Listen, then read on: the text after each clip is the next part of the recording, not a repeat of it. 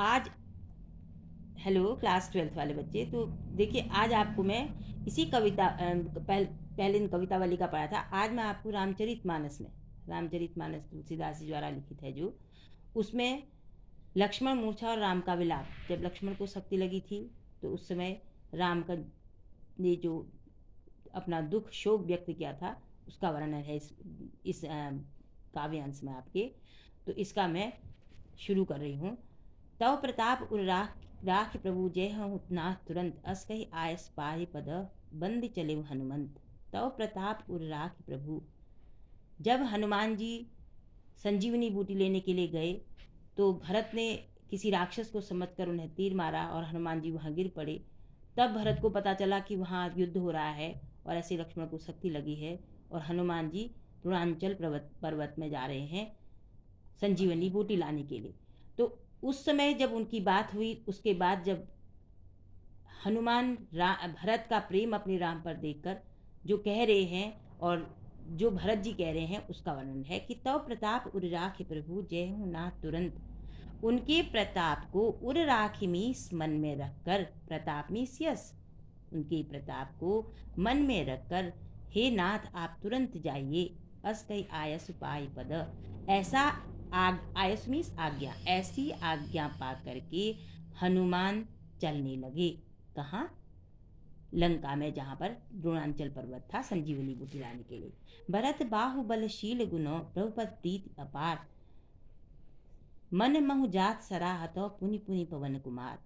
भरत बाहुबलशील गुण, भरत की भुजाओं की ताकत, उनका शील स्वभाव और उनका गुण, और उसके बाद भी प्रभु श्री रामचंद्र के पद प्रीति अपार, यहाँ पर अनुप्रास अलंकार है, उनके पदों पर प्रेम, अत्यंत प्रेम देखकर मन महु जात सराहता, मन ही मन उनकी सराहना करते हुए पुनि पुनि पवन कुमार, बार बार, यहाँ पर पुनरुक्ति प्रकाश अलंकार है, हनुमान जी बार बार उनकी जो है मनी मन सराहना करते हुए आगे बढ़े।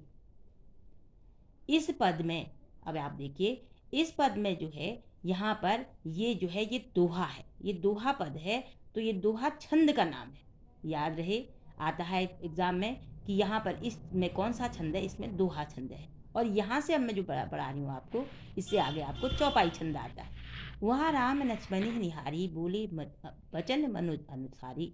भरत तो चले गए वहाँ को, अब राम ने क्या किया बल कि वहाँ राम लक्ष्मण को निहारी मीज देख करके बोले, कैसे वचनों से? वचन मनुज अनुसारी, क्योंकि वो ईश्वर हैं, भगवान हैं, लेकिन मनुष्य की तरह, अनुसारी मीज तरह, मनुज में मनुष्य की तरह वचन से बोले कि अर्ध रात की गई कभी नहीं आया हूँ, आधी रात बीत गई, अर्ध रात बीत, आधी रात बीत गई, कभी नहीं आया हूँ, आज हनुमान जी नहीं आए। कपि मीस बंदर यानी हनुमान जी। राम उठाई अनुज उर लाया हूँ, राम ने अपने भाई अनुज में छोटे भाई लक्ष्मण को अपने हृदय से लगा लिया। क्या कहा? सकहु न दुखित देखी मोह काहू, तुम मुझे दुखी क्यों नहीं देख सकते? सकहु मी सकते, दुखित में दुखी, देखी मोह काहू, मुझे क्यों नहीं, तुम मुझे क्यों नहीं दुखी देख सके? बंधु सदा तव मृदुल स्वभाव, हे बंधु, हे भाई, तुम्हारा यह स्वभाव जो था वह बहुत मृदुल था। मम हित लाग तजहु पितु माता, मम हित लाग मीन्स तुमने मेरे हित में भलाई के कारण, तजहु पितु माता, अपने माता पिता का त्याग किया, सहयो विपिन हिम आतप बाता, सहयो मीस सहन किया, विपिन मीस जंगल में, हिम मीस जाड़ा, आतप मीस गर्मी, बाता मीस हवा, यानी तुमने जंगल में मेरे साथ गर्मी सर्दी और हवा को सहन किया और तुमने मेरे कारण अपने माता पिता को भी त्याग दिया। सो अनुराग कहाँ अब भाई, वह अनुराग मीन्स प्रेम, कहाँ अब भाई, हे भाई, वह सो अनुराग, वह प्रेम अब कहाँ गया? उठी न सुनी मम बच विकलाई, उठो मेरे वचनों से, विकलाई मीस दुखी होकर, मेरे वचनों से दुखी होकर तुम क्यों नहीं सुनते हो, क्यों नहीं उठते हो? जो जानते हूँ बन बंद बिछू, अगर मैं जानता, जानते हूँ मीस जानता, बन मीस जंगल में, बंधु बिछू मीस भाई के साथ बिछू होगा, अगर मैं ये जानता कि जंगल में भाई के साथ बिछो होगा। पितु वचन मनते हूँ नहीं ओहू, तो अपने पिता के वचनों को मैं मानता ही नहीं, यानी मैं जंगल में 14 वर्ष का वनवास करने आता ही नहीं। सुत बित नारी भवन परिवारा, अब देखिए, सुत मीस पुत्र, बित मीस धन, नारी मीस पत्नी, भवन मीन्स घर, परिवार मीन्स परिवार, यानी पुत्र है, धन है, नारी है, घर है और परिवार तो हो ही जा ही जग बार ही बारा, संसार में बार बार हो जाते हैं, यानी बार बार आते रहते हैं। ठीक है, होई जा ही जग बार ही बारा, अस विचार चीज जागहूँ ताता। अब वो क्या कह रहे हैं कि ऐसा विचार करके मन में जागहूँ ताता मीस हे तात, हे भाई जागो, मिला ही न जगत जो सहोदर भाता। संसार में सहोदर में सगा भाई नहीं मिलता, संसार में सगा भाई नहीं मिलता, मिला ही न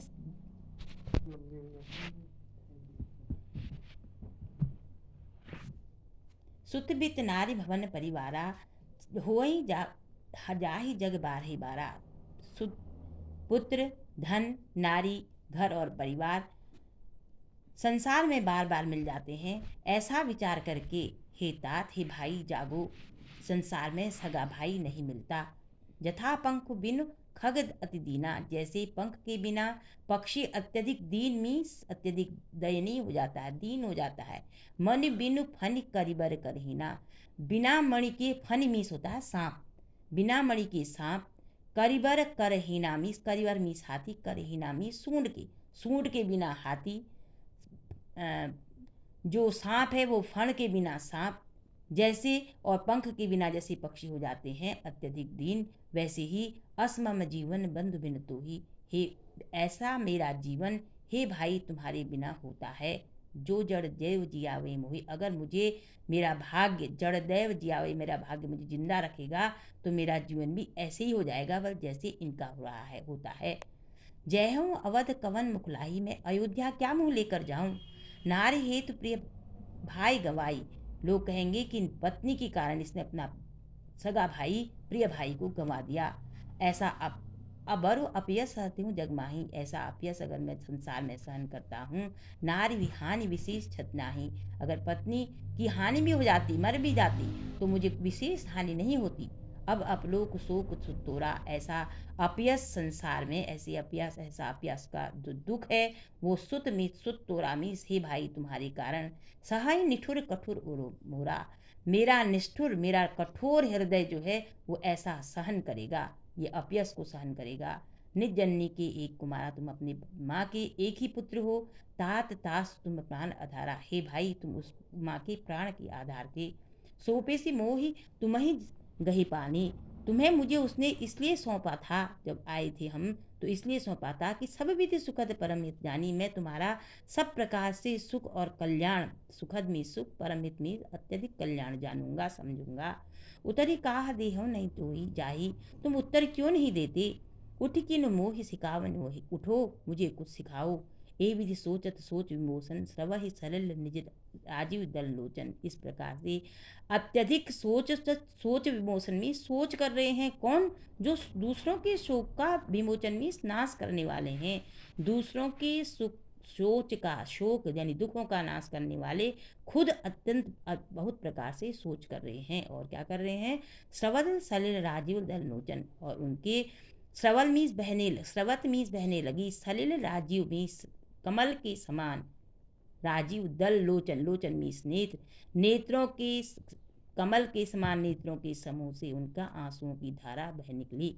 उमा एक अखंड रघुराई, नरगति भगत कृपाल दिखाई। अब ये सारा वृत्तांत कौन, शिवजी उमा को सुना रहे हैं, तो उससे कह रहे हैं पार्वती से कि हे उमा, ये अखंड रघुराई, ये रघुराई जो है श्री राम जो है वो नरगति भगत कृपाल दिखाई, ऐसी मनुष्य योनि में जो उन्होंने जन्म लिया है, यानी मनुष्य योनि में जो होना चाहिए, जैसी नरगति नर का स्वभाव होता है, वैसा ही अपने भक्तों को कृपाल दिखाई में श्री राम जी दिखा रहे हैं। प्रभु प्रलाप सुनिकान विकल भय बानर निकल, आय गय हूँ हनुमान जिम करुणाम वीरस। प्रभु प्रलाप में, श्री राम के प्रलाप में रोने को सुनकर कान विकल भय बानर निकर, बानर निकर में बंदरों का समूह क्या हो गया, अत्यधिक व्याकुल हो गया, दुखी हो गया। और तभी क्या हुआ कि आए गए हूँ हनुमान, उतने में हनुमान आ गए, जिमी करुणाम वीर रस। जिस प्रकार मानो, अब यहाँ पर देखो मानो होने से कौन सा अलंकार हो गया, उत्प्रेक्षा अलंकार। मानो करुणा रस में वीर रस का आविर्भाव हो गया। होता नहीं है लेकिन यहाँ पर दिखाया गया है। ये मेन है, प्रमुख है, और इसमें दोहा का ठीक उल्टा सोठा रस होता है, इसमें सोठा छंद होता है, इसमें सोठा छंद भी है, और इसमें करुण रस में वीर रस की का आना ये प्रादुर्भाव नहीं होता है, इसमें शो दिखाया गया है, इसलिए यह इम्पोर्टेंट भी है, महत्वपूर्ण भी है। आगे देखो, हर श्री राम भेटे हनुमाना। राम ने प्रेम सहित हनुमान ने राम से भेंट की। अति कृतज्ञ प्रभु अपरम सुजाना। और श्री राम ने कृतज्ञ मीस किए हुए उपकार को मानने वाले, किए हुए उपकार को मानने के समान उसे सबसे अच्छा व्यक्ति माना। तुरंत वैद्य तब कीन्ह उपाय। तुरंत ही वैद्य सुसेन वैद्य ने अपना उपाय किया। उठ बैठी लक्ष्मण हर्षाई। लक्ष्मण उठ के बैठ गई। हृदय लाए प्रभु भेंटूं भ्राता। अपने हृदय से लगाकर उन्होंने अपने भाई से भेंट की। हर से सकल भालू कब्राता। और सभी भालू, ब्राता मीस समूह, कपि मीस बांदरों का समूह सब प्रसन्न हो गया। कपिस पुनि वैद्य तहाँ पहुँचावा। हनुमान जी ने वैद्य को फिर से वहीं पहुंचाया। यही विधि तबहि लाई तब लाया। जिस प्रकार से उसे वहां से लाए थे उसी प्रकार से वहां पहुंचा दिया। यह वृत्तांत दशानन ने सुने हूँ।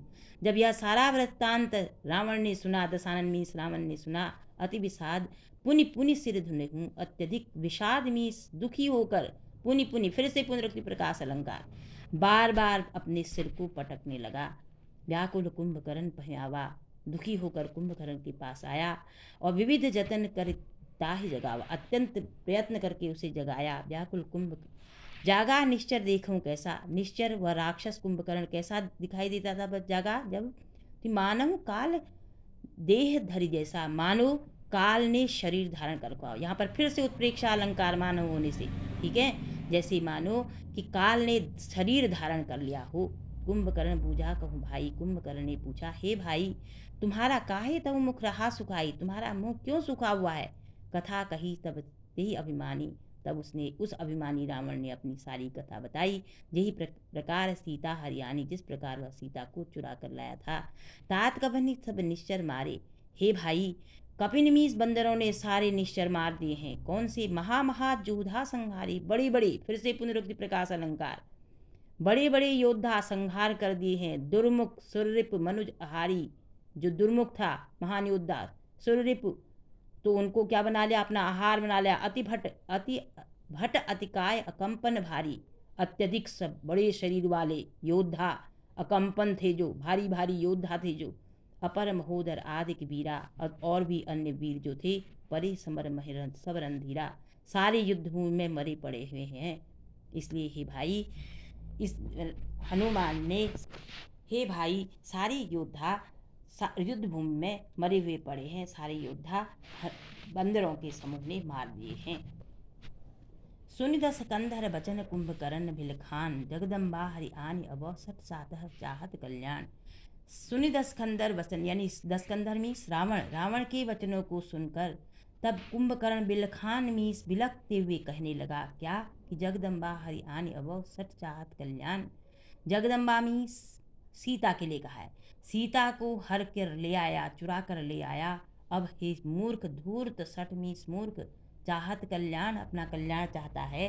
सीता को चुरा कर ले आया और अब अपना कल्याण चाहता है। ये तो संभव ही नहीं है कहने का मतलब, यानी अब तेरा जो नाश है वो पक्का है। अब देखो, यहाँ पर भी दोहा छंद है। दोहे का उल्टा भी आपने सोठा पढ़ा था, यहाँ पर दोहा छंद है।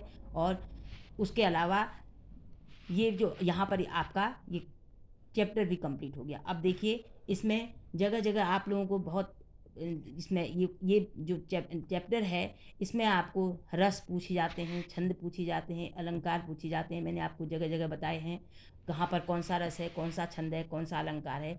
उसके अलावा इसमें सबसे बड़ी बात यह है कि कहीं पर दोहा छंद है, कहीं पर सोठा छंद है, और कहीं पर उससे पहले जो मैंने बताई वो सब चौपाई छंद के अंतर्गत आते हैं। तो ये इस दृष्टि से यह चैप्टर बहुत महत्वपूर्ण है, और इसकी क्वेश्चन आंसर भी जो बीच में बनते थे वो मैंने आपको बताए। तो ये आपका चैप्टर कंप्लीट हुआ और आपको समझ में आ गया होगा, ऐसा मैं सोचती हूँ।